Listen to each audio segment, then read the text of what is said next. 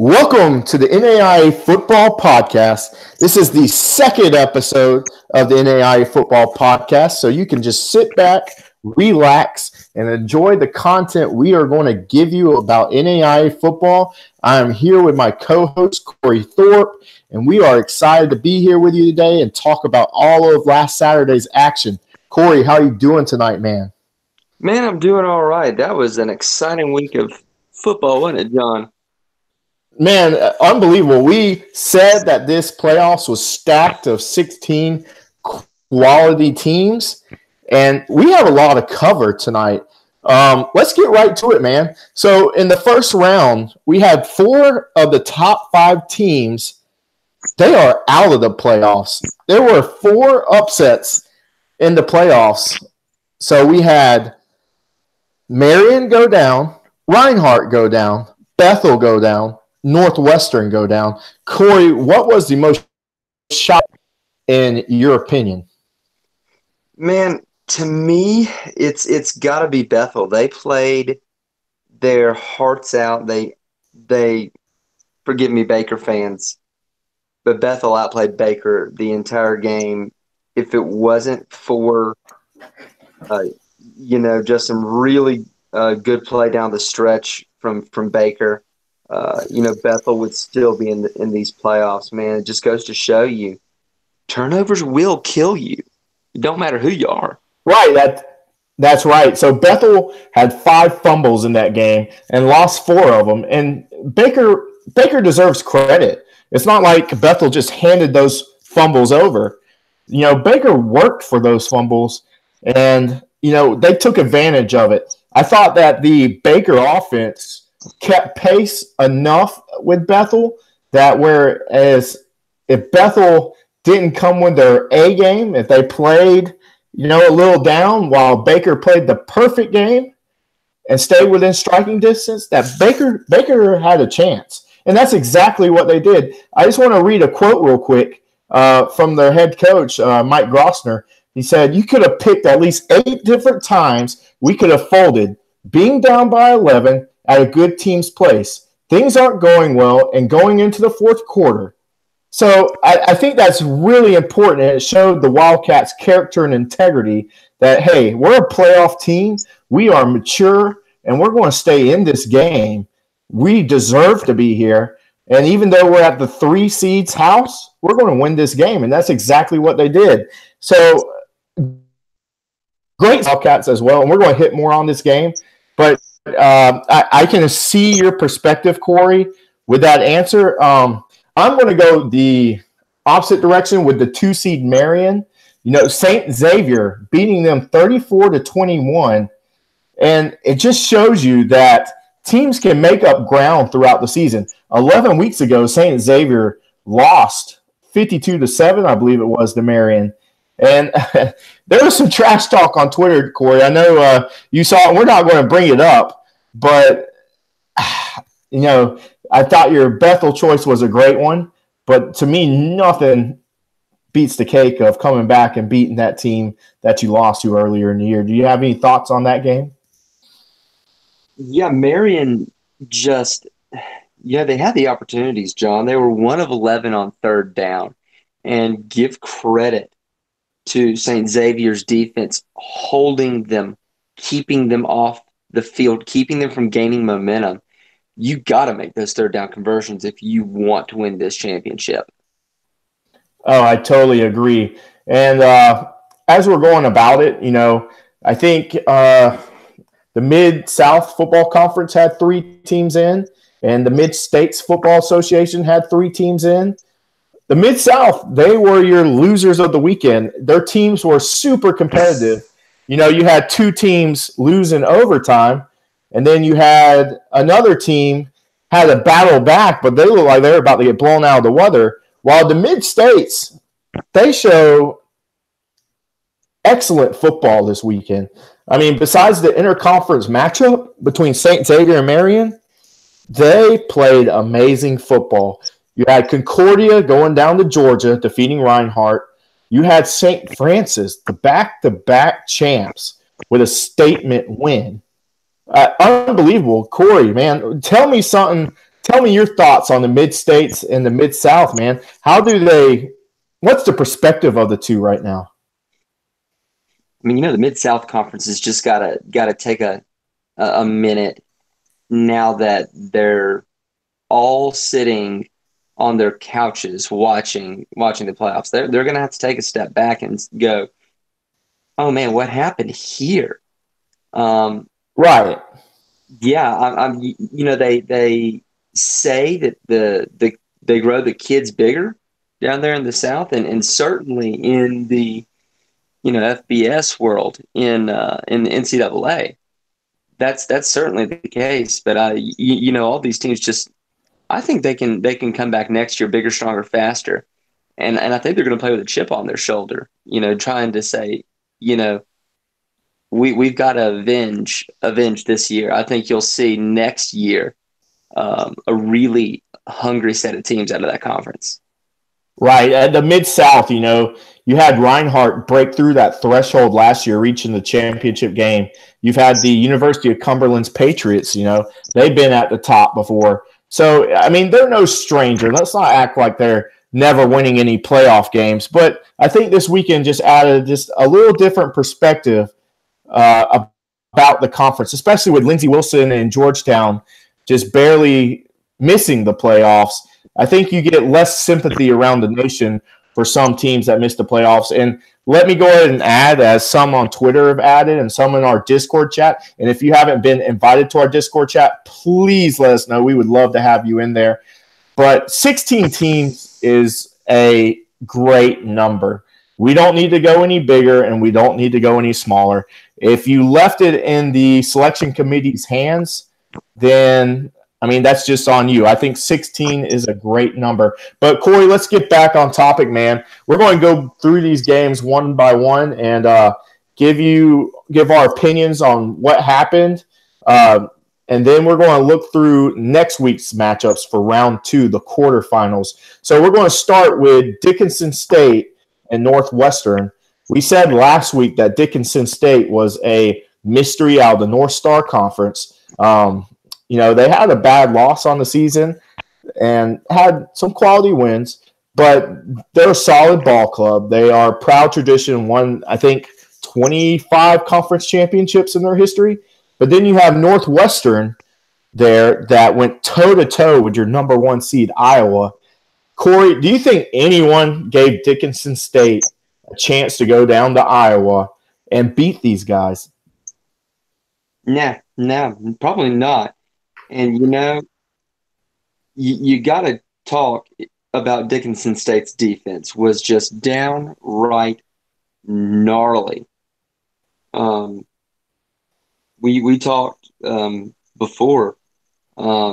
Jay Liggins, man, 4 picks. That is balling out, dude.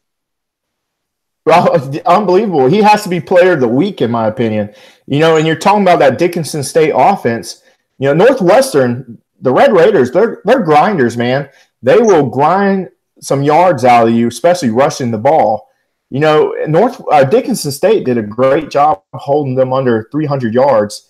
But this game was as even as it could get. It reminds you of like an old SEC slobber knocker where 1, 2, 3 mistakes could do you in because the teams were so close statistically together. So you had Dickinson State running 68 plays, Northwestern running 66 plays, Dickinson State with 4.6 yards per play, Northwestern with 4.3 yards per play. So they were very close, but Northwestern, they got the turnovers and they cashed in when they needed to. So it just goes to show you, man, it's the playoffs. Anything can happen. So that's an interesting win, especially for Dickinson State, who was lacking respect, in my opinion, coming into it. So it's going to be interesting to see what happens with them as we go along, especially in that quarterfinal matchup. I think they are slated to play. Let's look here. They are selected to go to Kansas Wesleyan, and that's a winnable game for them. So Dickinson could be in the semifinals. And I know there's a guy in our Discord chat who is absolutely disgusted by that fact.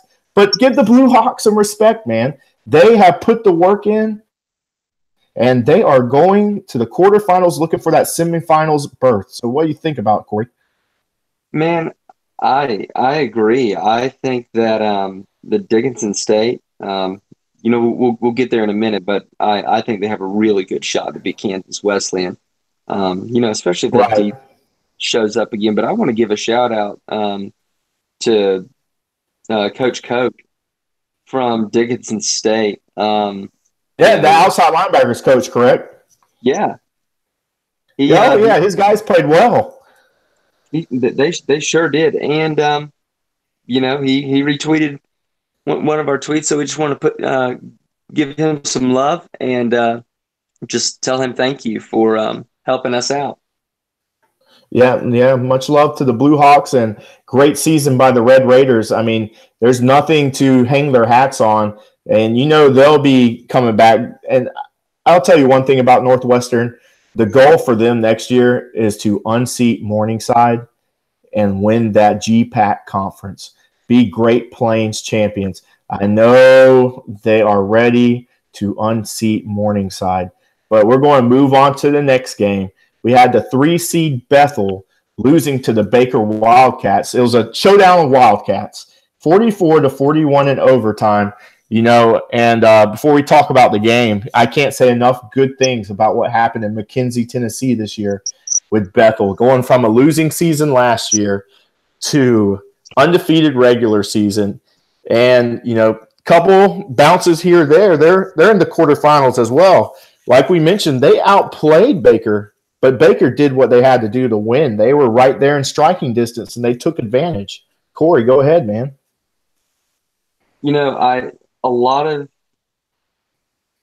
the credit has to go to the running game of the Baker Wildcats. J.D. Woods, 7.5 yards a pop for 181 yards. That is some serious running. You control the line of scrimmage like that, you're going to win. Oh, totally agree with you. And, Bethel's had times where teams kept pace with them. They had a 1-point victory against Georgetown in overtime this year, so they were no strangers to overtime. But, Baker was pretty battle-tested themselves, and we talked about that in the last podcast. They outlasted Evangel, played some other great teams from the heart of America. But to me, it's just unbelievable that they went down there and upset Bethel. And I would say not many people had Bethel winning that game. Bethel was my national championship pick as far as making it to Daytona, and the Baker Wildcats have absolutely ruined that for me. So it was amazing by Baker. Bethel ran 99 total plays. So we talk about this RPO offense, and I think back to, Clemson back in 2016, I believe, when Deshaun Watson beat Alabama. They absolutely wore down that elite Alabama defense, running over 100 plays. So the fact that Baker came out victorious, outlasting Bethel with 99 plays, that is unbelievable to me. And, we talked about Bethel fumbling the ball 5 times, losing 4 of them. You can't do that and expect to make a quarterfinal game. You can't do that against a bad team. A bad team could get up and beat you if you give the ball away that many times. But Bethel has a lot to hang their hat on. I think it was a great building season for them.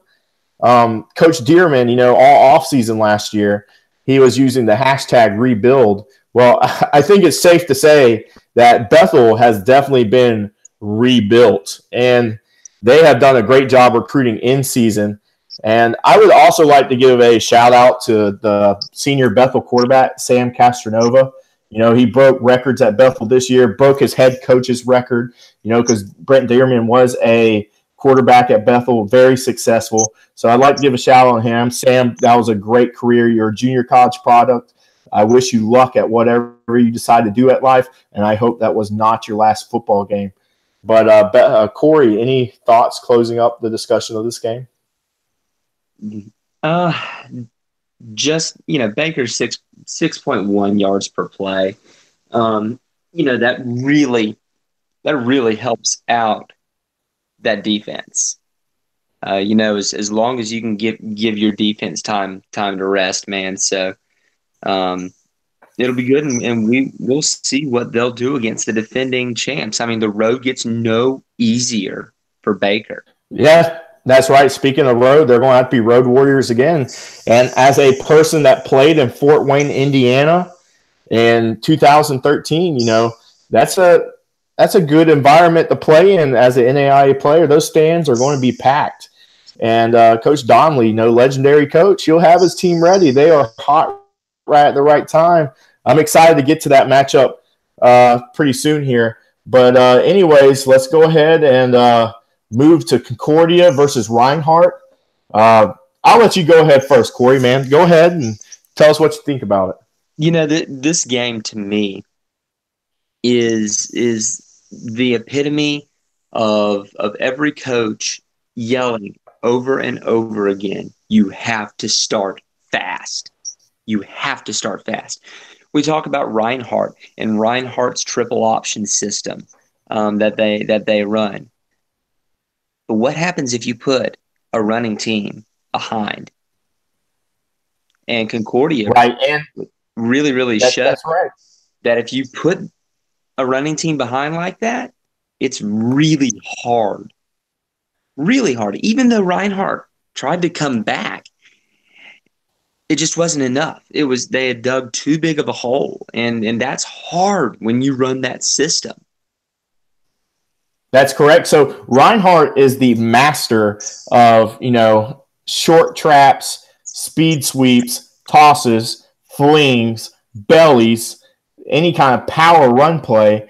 And a little misdirection, a lot of misdirection added in. Concordia had to play assignment football, as where Reinhardt's offense has very dynamic to it. Concordia saw it last year, and this was a revenge game. So Reinhardt was, like you said, they started slow, and they couldn't battle back. Here, starting the fourth quarter, Reinhardt was down. I think it was 24-3.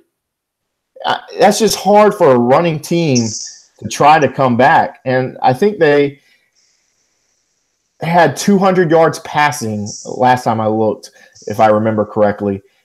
That's just hard to battle back. Concordia had the blueprint to beat Reinhardt this year. They started fast, and they finished them. They finished Reinhardt. Reinhardt made a late push there in the fourth quarter, scoring 18 points. But Joe Connor, the running back, iced them with a 75-yard run midway in the fourth quarter. When it's 31-15 with a running offense, I just didn't see Reinhardt finishing that game. So congrats to the Cardinals of Concordia, man. One other thing about that game, we've got a couple of games here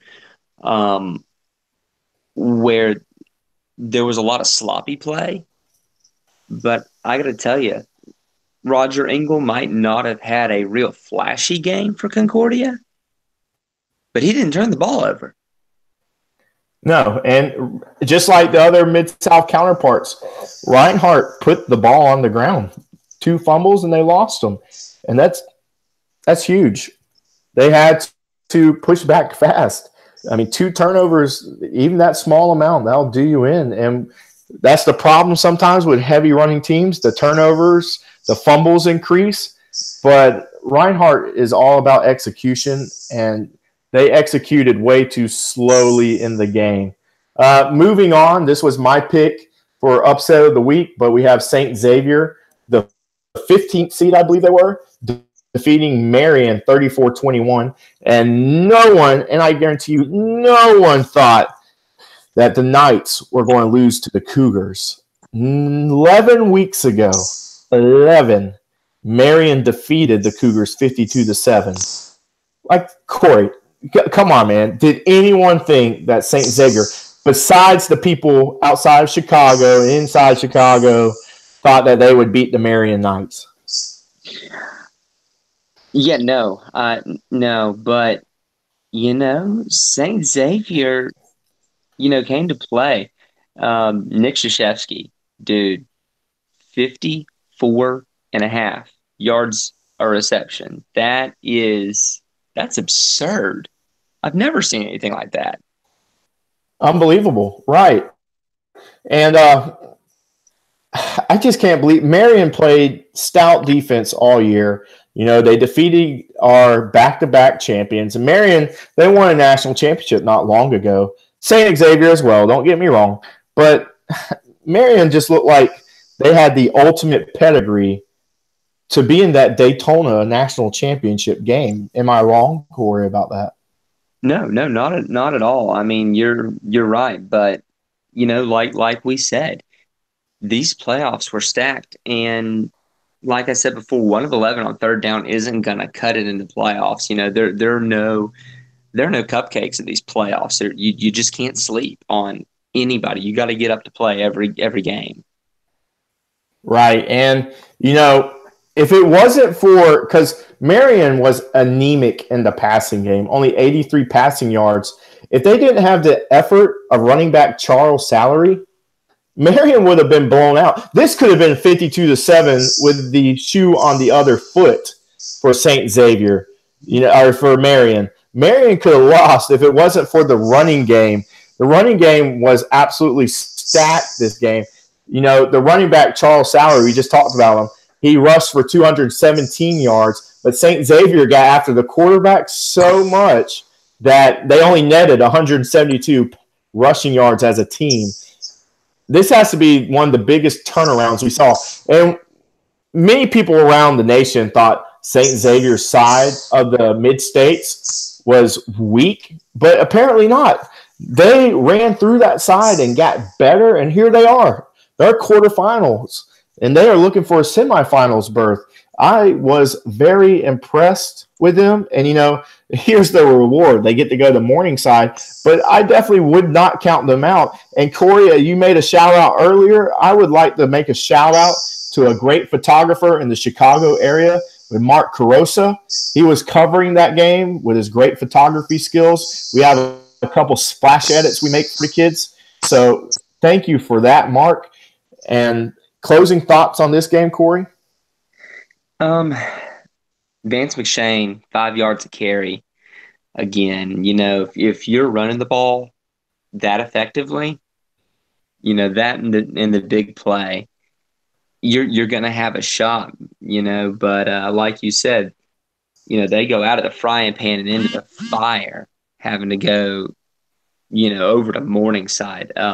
It's like if you're the coach for St. Xavier, you're like going, well, thanks. That's right. That's right. What a reward. You get to go to Morningside. But let's go ahead and move on. We got Kansas Wesleyan and Langston. You have the champions of the KCAC or the KCAC. I didn't want to butcher that. But then you had the champions of the Sooner Athletic Conference, Langston, who is an HBCU, for those that did not know. And this game was surprising. We had a defensive battle, a 15-9 game. No one expected this. This was top 5 offenses for both teams. Unbelievable that this was a 15-9 game. No one expected it, but Coach Drinkall, he got the Coyotes rounded up, and they did enough to stop Langston's high-powered offense. Langston's quarterback, Jalen Lowe, it looked like he was playing backyard football all season long with throws and runs he was making. He was held to, I can't remember the exact number he was held to, but the Lions were held to 256 yards, and they've been averaging almost 550 yards all season long.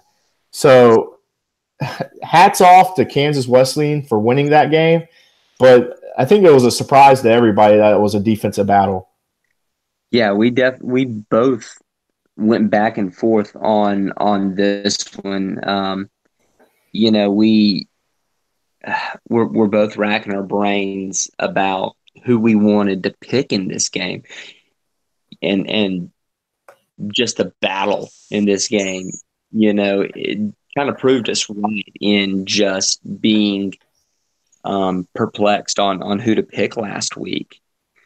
Um, but DeMarco Pruitt for Kansas Wesleyan, 123 yards on 34 carries, controlling the ball, controlling the clock. Right. I think the recipe, if Kansas Wesleyan wants to make it to the semifinals, they're going to have to rely on DeMarco a ton. They're just going to have to feed him. They gave him 30-plus carries, and they're going to have to give him 30-plus carries if they want to win any games in these playoffs, especially if their passing game goes stagnant like it did. And I will say one thing about Kansas Wesleyan. Their defense got after it. You have Shaq Bradford breaking the conference record for sacks on a season. He got after that quarterback. He got half of a sack Saturday, had 1.5 tackles for loss. So he was getting after it, as well as the other Coyotes. And let's not downplay what Langston did on the season.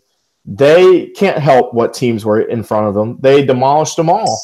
Their offense demolished them all. I thought it was a strong showing by both teams, and I think it was some disrespect given to both teams. They didn't think they deserved to be matched up with each other, but much respect to both teams, giving us a good showing, and respect to Kansas Wesleyan. They're 12-0, historic season. It's never been done there.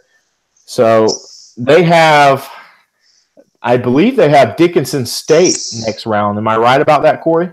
Yeah, you're exactly right. So you have the two disrespected teams in the first round, and so now you have the disrespected team versus the team that nobody really knows about, and that's another good matchup in these playoffs. Right. That's right. So whoever wins that quarterfinal game out of Kansas Wesleyan and Dickinson State will probably be one of the most hated teams in the NAIA because they don't feel like they deserve to be there. But these two teams just have to keep going. I mean, like I said, they can't help who's put in front of them. Just take advantage of it. So let's go ahead and move to the sure thing games that we had this past Saturday. We had St. Francis and Grandview and Morningside and Rocky Mountain.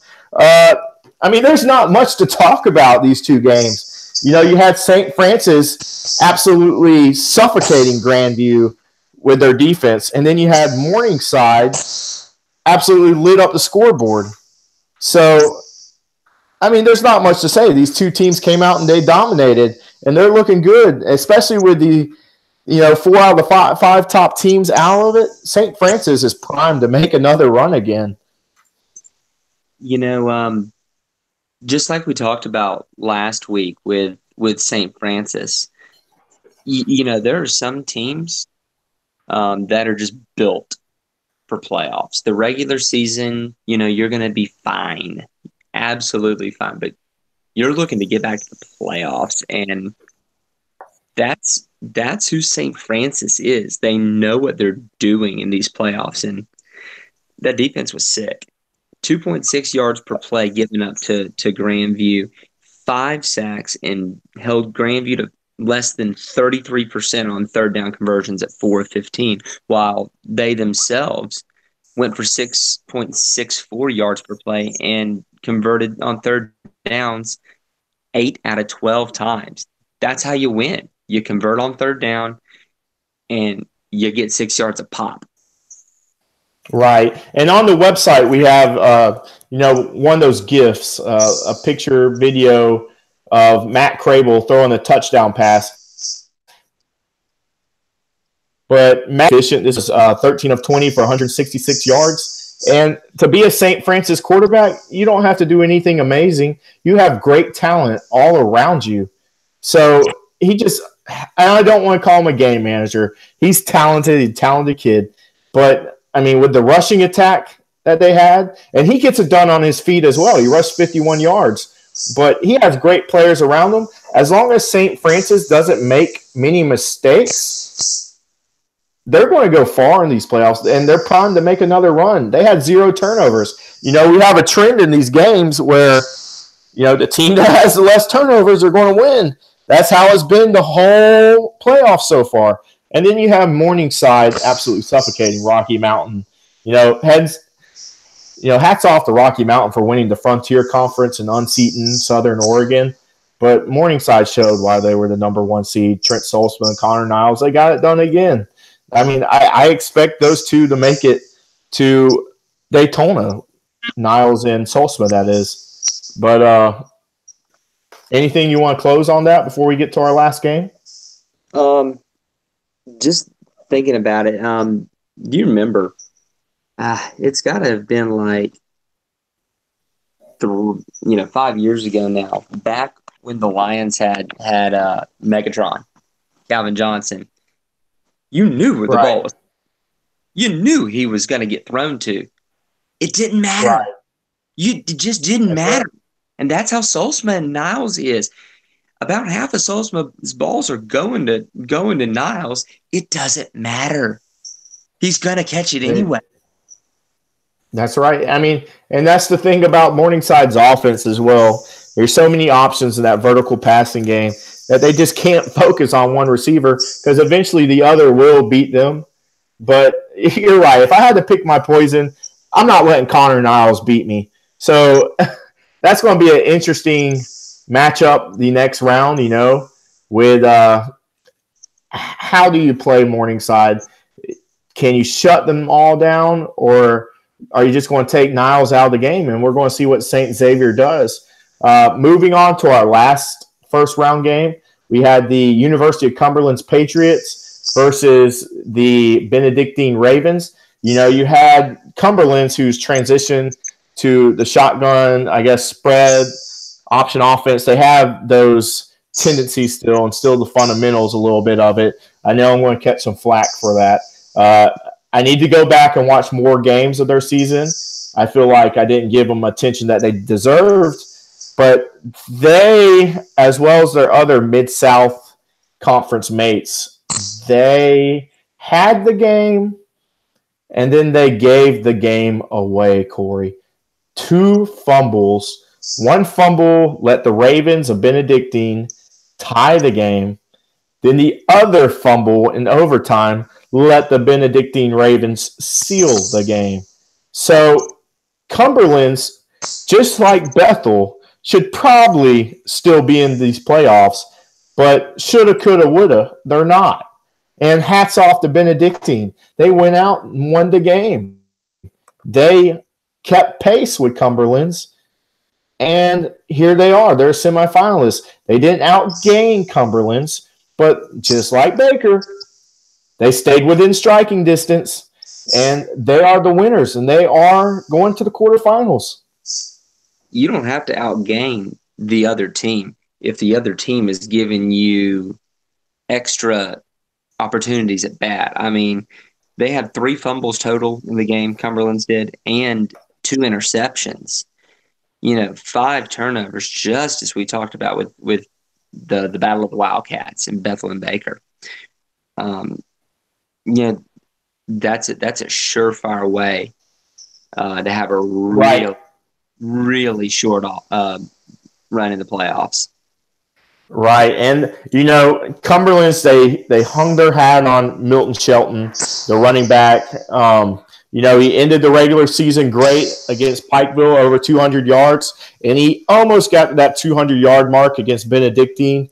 They gave him 32 carries, but it just wasn't enough. They just got to take care of the ball, and Benedictine, they survive, and they go on to the next round. And like you said, you don't have to outgain the other team. You just take advantage of those turnovers, and there you have it. You're there again, in which we have Benedictine going against Concordia next week. So, Corey, with the first round behind us, is there anything you would like to add that we saw from week 1 of the playoffs, round 1 of the playoffs? We've said it a couple times on this pod, but I'll say it again. The team that makes the least mistakes, and this is not just true of NAIA, it's true of middle school football up into the pros. the team that makes the least mistakes is generally going to win. You have to play mistake-free football, whether it be turnovers, whether it be penalties, whether it be playing sound assignments and converting your third downs. You have got to be crisp, and you've got to be on. Right. I mean, I totally agree with that, Corey. That's totally true. And before we move on to the second round action, I just want to recap a scoreboard of because we have NAIA games that were played outside the playoffs. You had the St. Andrew Knights. They are a branch of Weber International.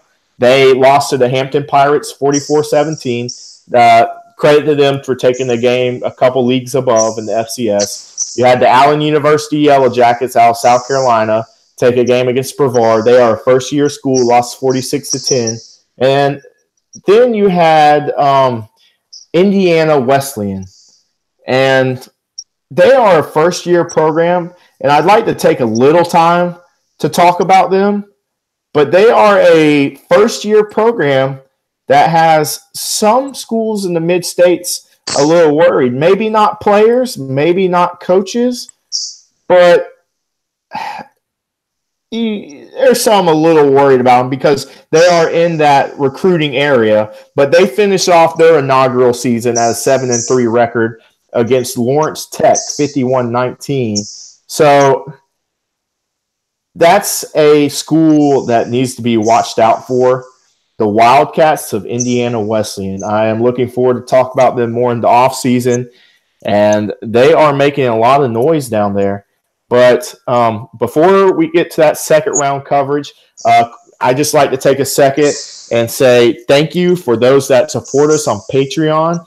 If you would like to support us, we are just asking for friends of Patreon.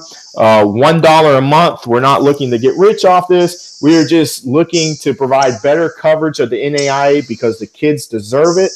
If there is any schools or businesses that would like to sponsor us, we would be more than happy to communicate with you guys. We have 3 packages for schools and businesses. We have a $10 package, $25 package, and $50 package on Patreon.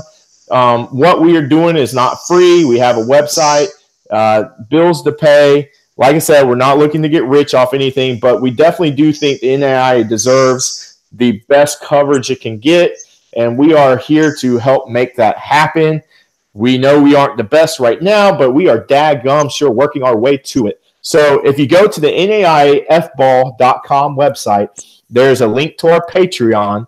If you would like to become a friend of ours to support us, you are giving the NAIA more coverage. You are helping the podcast because the podcast has a subscription service to create more space to archive the podcast. And we have other things that we would like to do. I know I take the time to do splash edits for the kids, and the kids absolutely love them. So any support that you would like to give us, please message us and let us know. But other than that, let's go ahead and get to the the second round action. Corey, can you have the matchups pulled up? Can you just tell us who the second round matchups are? Yeah, so you've got St. Xavier traveling over to Morningside. You have Dickinson State traveling over to Kansas Wesleyan, Concordia making their way to Benedictine, and Baker making their way over to St. Francis. Right, and so we're going to go ahead and start with Morningside and St. Xavier. Excuse me. Go ahead, Corey. What's your prediction for that game? I'm going to pick Morningside until they show a sign of weakness.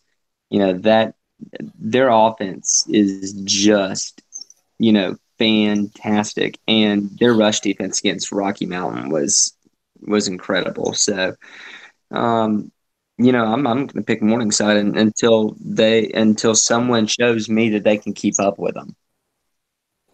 Right, I am going with Morningside as well. I don't see anybody stopping the mega powers, so Trent Solzman and Connor Niles, until we get to Daytona.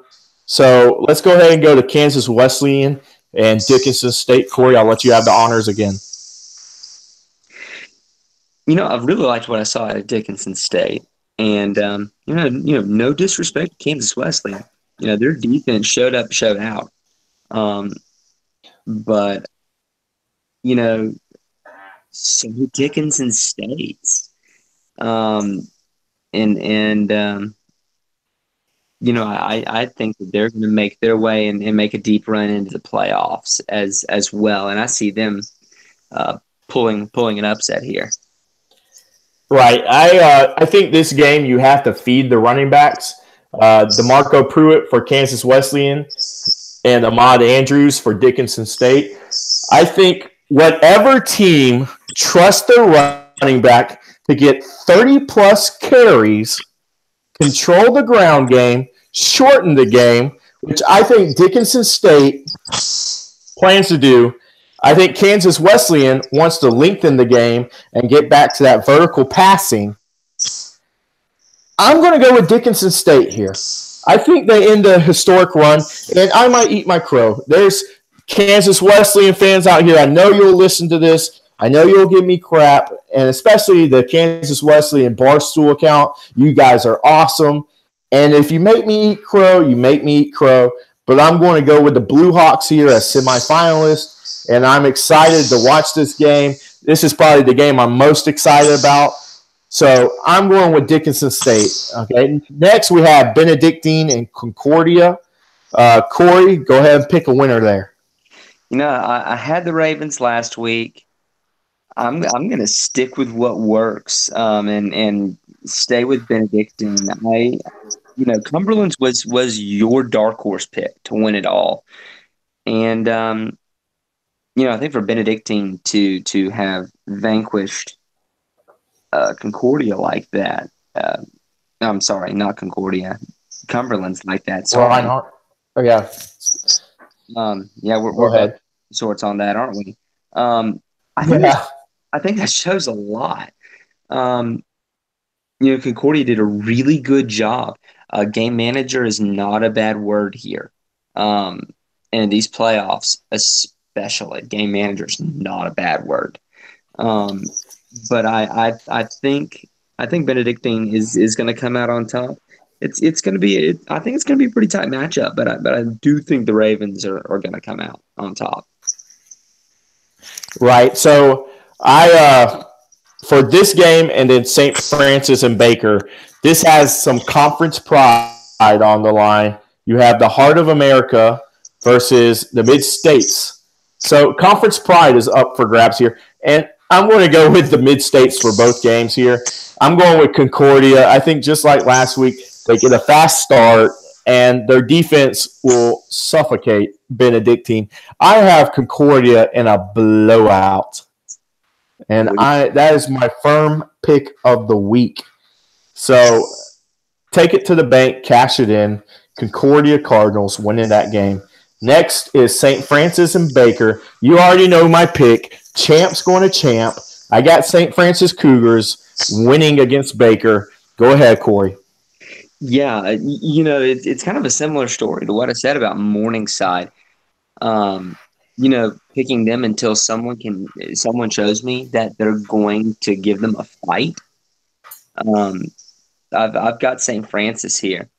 This is a team who's been there before. They know what to expect, and I think that I don't think that Baker's going to pull two upsets in a row. I think an emotional game like that, I don't see them, being able to keep up with St. Francis. Right. I have St. Francis winning that game. Last question, Corey, and we're going to wrap it up. Which team has been or was most impressive in the first round of the playoffs to you?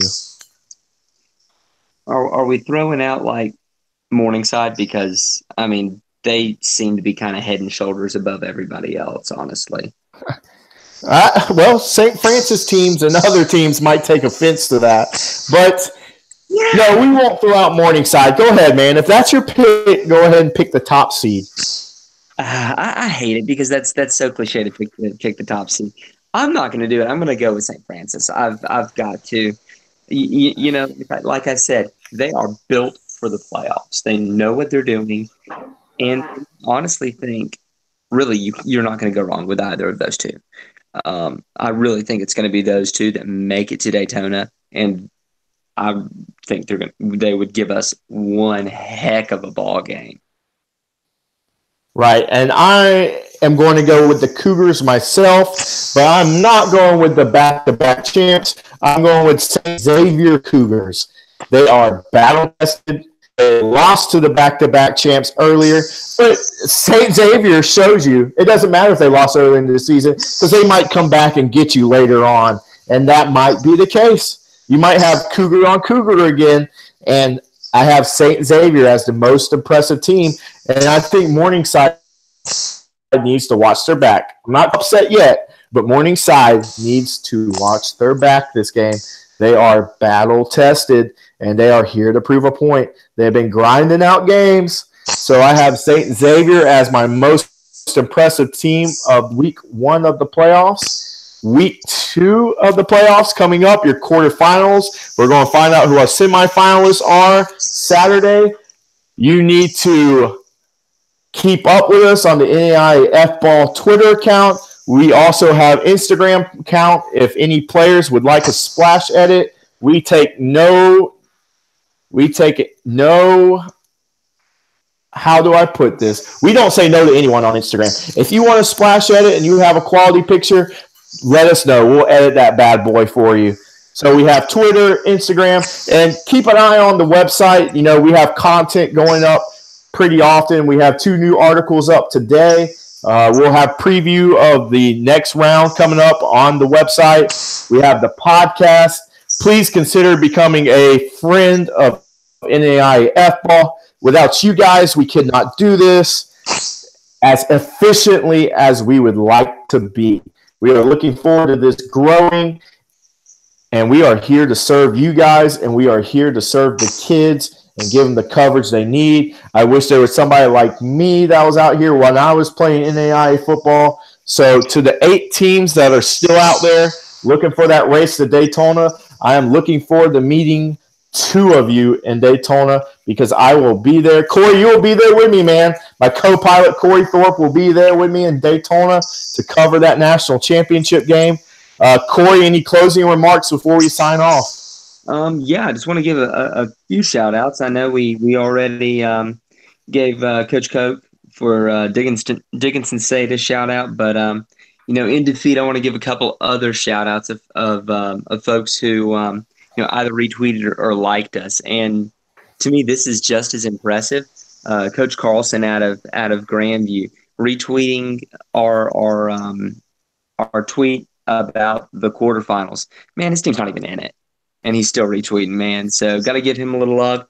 And the co-defensive coordinator and linebackers coach at Langston, Kevin Griffin, give him a little love and a shout out for liking our tweets as well. We're in it for the kids. We're in it to help the NAIA have a bigger name for itself and to take pride in what it does because they're playing for the love of the game out there.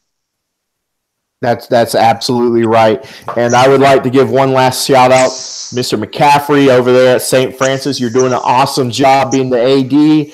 I hope to meet you in Daytona if the Cougars make it again. And thank you guys so much for listening. I hope you have a great day, and we cannot wait to keep interacting with you this week and for these games Saturday. For Corey Thorpe and John Cooper, NAIA F-Ball.